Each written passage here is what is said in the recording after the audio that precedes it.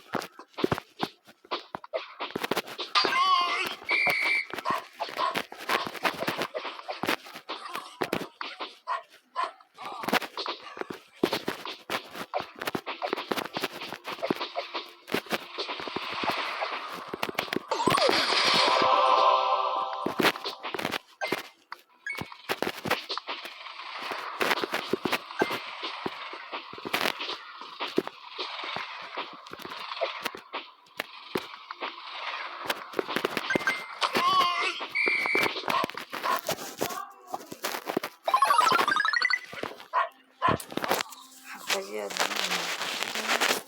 eu vou dar uma olhadinha ali, eu já volto com vocês. Voltei, rapaziada, mano. Eu tentei dar mais overdraft. Deixar um pouquinho mais aquilo do jogo, tá ligado? Velho, mano, eu tô dando muita boa desse quadrinho. Você tá percebendo?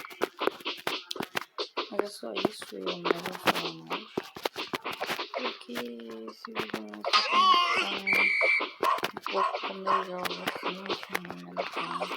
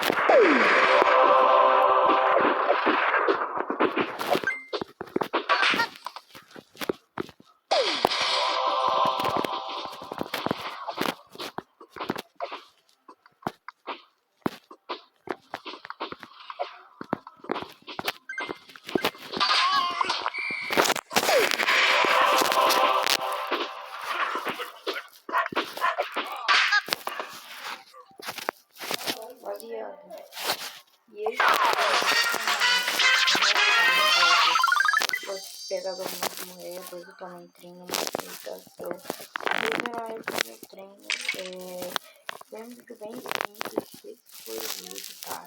Espero que vocês tenham gostado. Mano, deixa o like, se inscreve no canal. Se inscreve se você é novo também, né? Nossa meta de chegar a 50 inscritos, tá?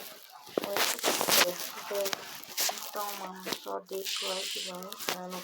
Eu agradeço muito a vocês que assistem e gostam dos meus vídeos. Esse foi o vídeo, valeu, falou. E eu fui.